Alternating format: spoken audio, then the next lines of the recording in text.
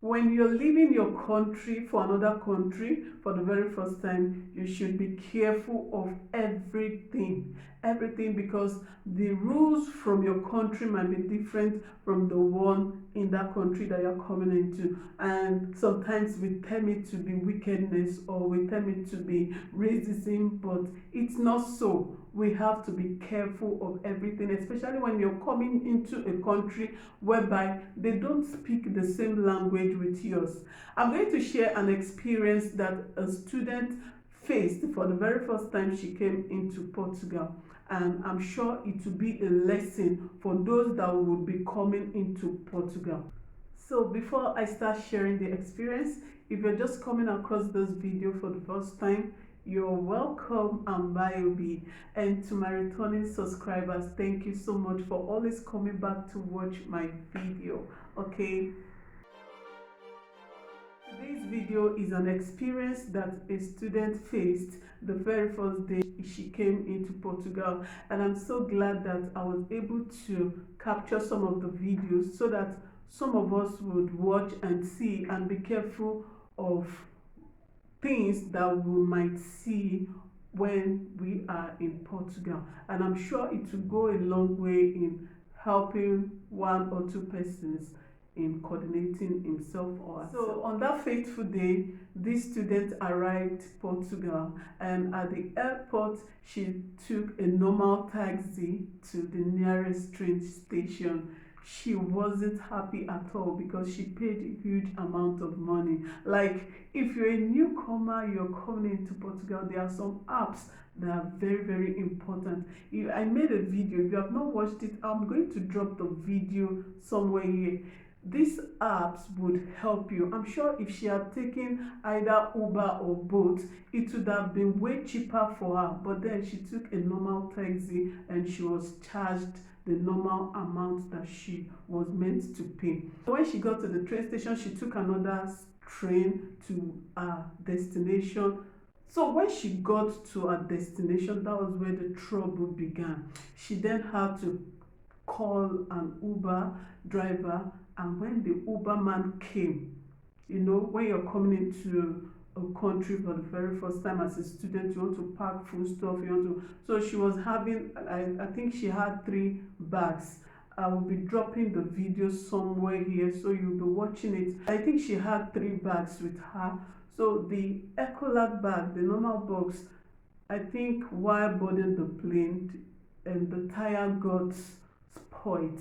It couldn't balance well, so she was resting it to, you can see the pillar in the video. When the Uber driver carried the bag, so she was the one left to carry the Ecolab bag. So the Ecolab bag mistakenly fell on the car. You can see it in the video. The driver was very angry because there was a mark on the car. The man was angry, was like, no, he's not going to do this, he's not going to do that. So that was how the man happened. That was the trouble. Do you understand? The man had already called police for this new student. A student that is just coming in for the very first time, that doesn't know her left, she doesn't know her right. She was there. The man had already called police, and she was waiting for the police, and she was there 1 hour.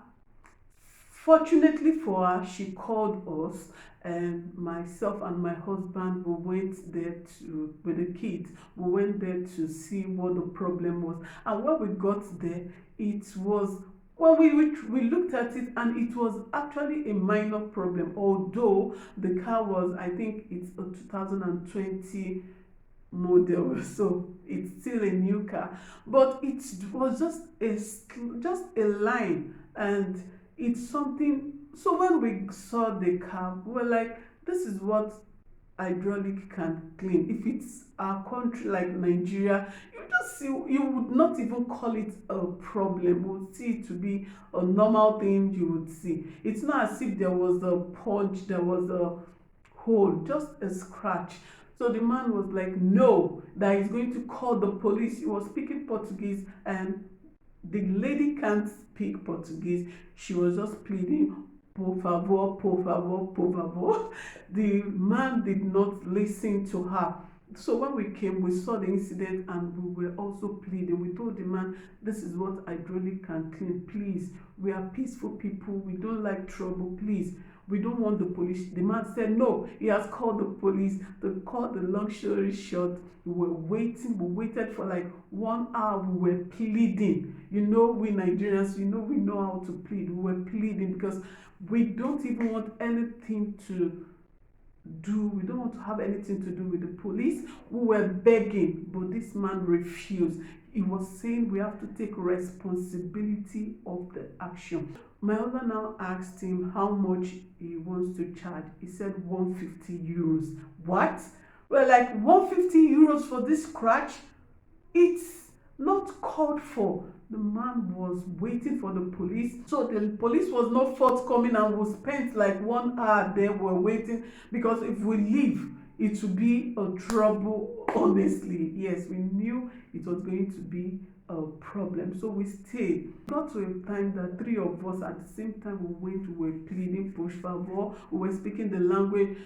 My husband understands the language, and although he can't speak, but we were trying all the language. We were begging this man.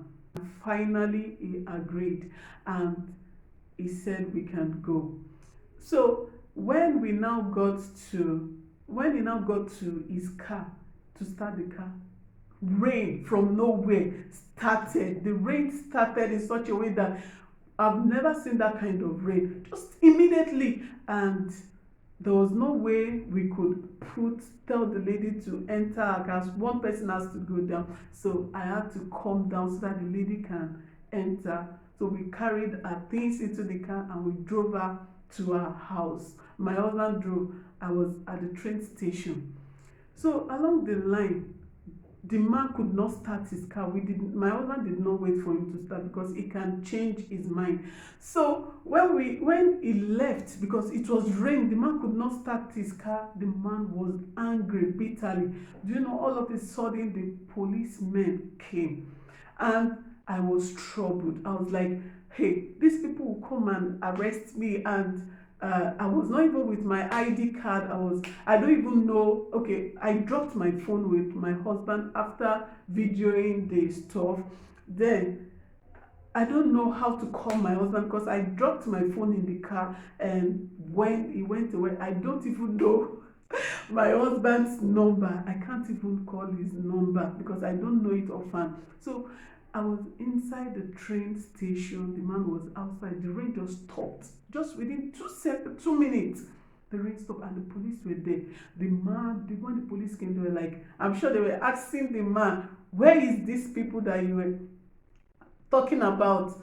And the man was telling the police that I was seeing everything. So I don't know how to call my husband not to come back to the station, to the train station. If not, if they would arrest my husband and we have to produce the lady.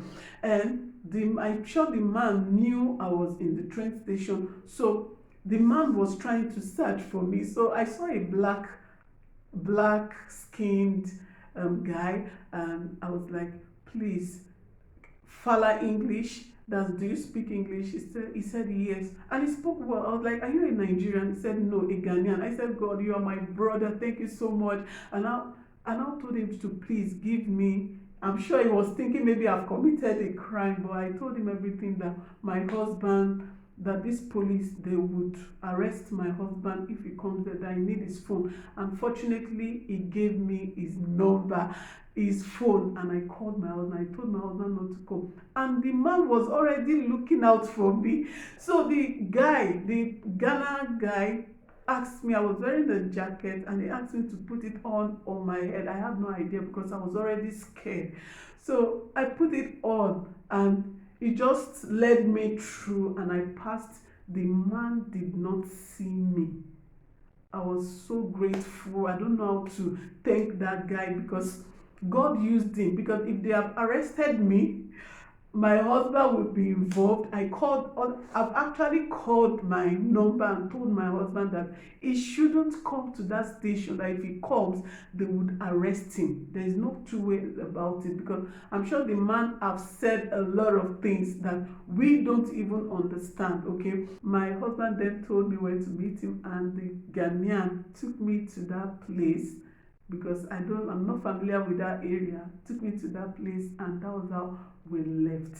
I'm sure if the man had taken the plate number of my husband, he did not do that, we would have been arrested. Yes, and this video is just a lesson for everyone coming to the country. When you're coming to a place where you're just coming there for the very first time, you have to be careful. For every action you exhibit or you do, there's always, you must take responsibility of it. Yes, because that car, I'm sure, is on mortgage, and the man must have thought, how will he go and start repairing? I'm sure he thought of all that, and that was why he never wanted us to leave until we repair the car. I'm sure, I don't know whether it was God, I don't know, but that day the student was actually saved. Because if not, if the man says he will pay for it, when they take him there, when they take her there, she would definitely do the refund. And I'm sure it will not be easy for such a student to use Nigerian card to pay in euro. Yes, I'm sure this video would be an eye-opener for everyone coming into Portugal as a student, whether as a visitor. This video would really help you in taking precautions.